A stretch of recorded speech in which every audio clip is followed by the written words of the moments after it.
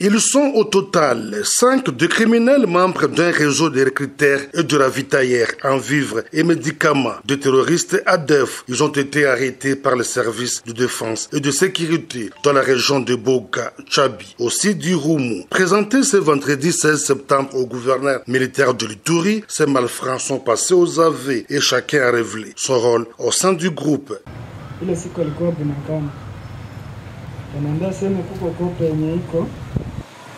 Ya kutumika na M23.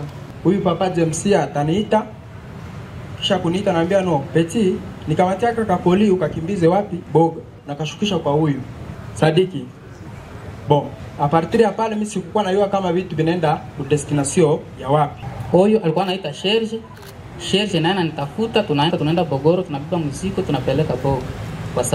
Des liens entre ces réseaux de recruteurs et de ravitailleurs de ZADF avec les terroristes du M23 sont plausibles dans la mesure où 2 membres de cette bande criminelle sont venus de Bunagana au Nord Kivu, affirme le lieutenant Jules Ngongo, porte-parole de l'armée en Ituri. Au gouverneur militaire et commandant des opérations, le lieutenant général Luboyan Kashama Johnny, d'interpeller certains jeunes coopérant avec les groupes armés de se désolidariser de ces entreprises criminelles. Et je demande à la jeunesse, si vous avez encore un cœur, et c'est un appel que je fais, que ce soit aux jeunes de Codeco, FPIC, Zahir, FRPI, arrêtez de faire tuer vos frères.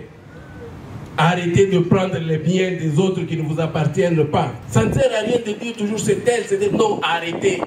Je l'ai dit encore hier. Rentrez dans vos activités en attendant que le désarmement, la démobilisation arrive. Elle va vous trouver dans vos activités. On ne le dira jamais assez. L'état de siège a permis de démanteler de nombreux réseaux criminels en Ituri. Pour preuve, il ne se passe pas 2 jours sans que des membres des mouvements insurrectionnels ou leurs complices soient neutralisés ou capturés par les services de défense et de sécurité sous le commandement du lieutenant général Luboyan Kashama Johnny, ce qui démontre la détermination du commandant suprême de FRDC et de la police, Félix Antoine Tshisekedi Tshilombo, à mettre fin à l'insécurité en Ituri.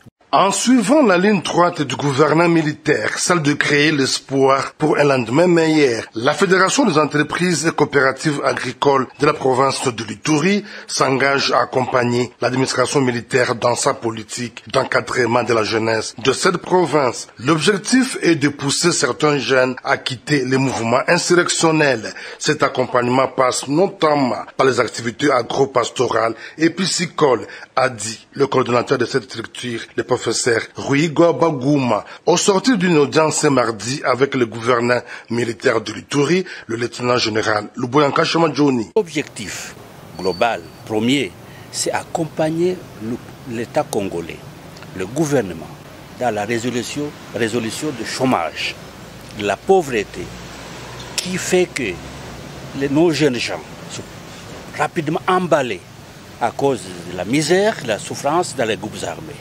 Donc nous voulons, à travers cette plateforme, appuyer le gouvernement dans les secteurs de la production agricole, donc agriculture, élevage et pêche, et les secteurs de la transformation, l'agrobusiness, de sorte que lorsqu'on produit, qu'on puisse transformer et conserver.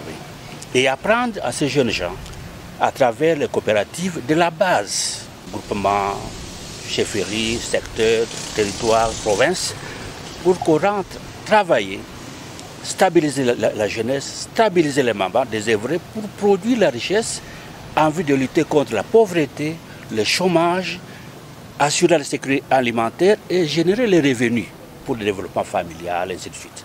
Pour sa part, le directeur de cabinet adjoint du gouverneur en charge de l'économie, finance et développement, Steve Sengida Bachulu, a réaffirmé la détermination de l'autorité provinciale à appuyer ce genre de projet dans la lutte contre l'insécurité et absorber le chômage. Le gouvernement mettra toute une batterie d'opportunités à la disposition de ces structures qui sont venues en appui de sa politique agricole au niveau provincial. Souvenez-vous que l'agriculture est un secteur de compétences provinciales, bien sûr partagé avec le gouvernement central.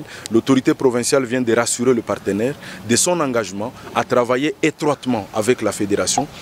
Notons que l'Ituri est une province à vocation agricole et pastorale. Le territoire de Djougou, qui a perdu sa réputation de grenier de la province suite à l'insécurité, peut espérer à présent redorer son blason et retrouver sa place d'antan. La population de Bunia et environ doit continuer de faire confiance aux services de défense et de sécurité pour sa protection. Le chef-lieu de l'Ituri n'est pas sous la menace d'une éventuelle attaque de groupes armés, contrairement aux rumeurs distillées par certains tireurs de ficelles. Des dispositions ont toujours été prises par l'armée depuis l'instauration de l'état de siège pour sécuriser et stabiliser la ville.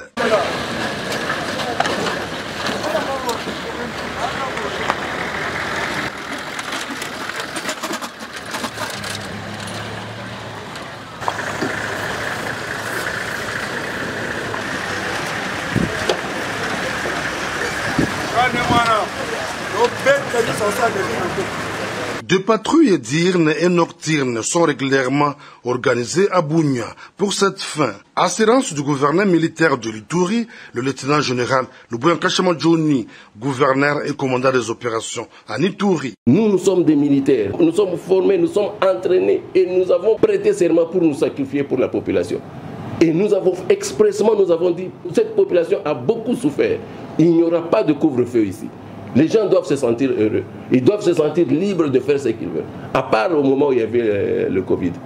Depuis l'avènement de l'état de siège, plusieurs criminels et voleurs à main armée, découpeurs de routes ainsi que des réseaux mafieux ont été démasqués, fruits de bouclage des patrouilles mixtes FARDC, PNC. Par ailleurs, deux marches d'endurance physique dont l'objectif final est notamment d'assurer la discipline militaire, l'un des leitmotifs de l'administration militaire en cette période de l'état de siège, sont constamment organisés dans les rues de Bunia.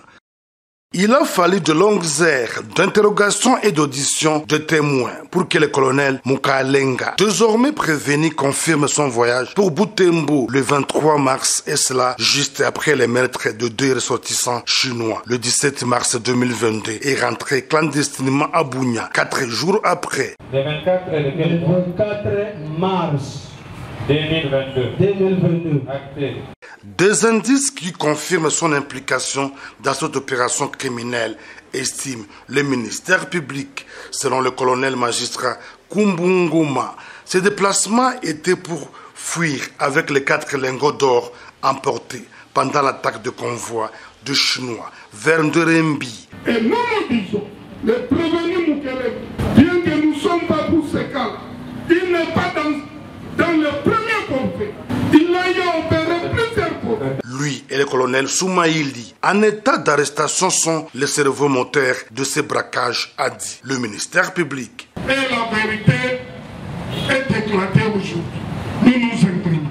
Cependant, le lieutenant Pungwe, un autre cerveau moteur cité dans ce dossier, est porté disparu. Il a été libéré après avoir versé une caution de 400 000 francs congolais exigée par la police d'investigation criminelle. Comportement condamné par la cour militaire de l'Ituri. L'auditorat supérieur militaire devra se saisir du dossier, a insisté le premier président de la cour militaire, le colonel magistrat Dienga Akelele Kelly, qui conduit l'instruction. Autre nom est celui d'un certain Bernard, l'un des criminels enfouis jadis protégés par les prévenus. Mais avec la technicité de la cour militaire, le prévenu Joël, un taximan de Bunia, a finalement craché la vérité, disant que c'est le petit frère du colonel Mukalenga. Élément qui charge davantage cet officier supérieur. Ces dossiers risquent d'éclabousser bon nombre de gens, voire de hautes personnalités militaires. Pour l'instant, 2 colonels FARDC, 7 soldats de rang et un civil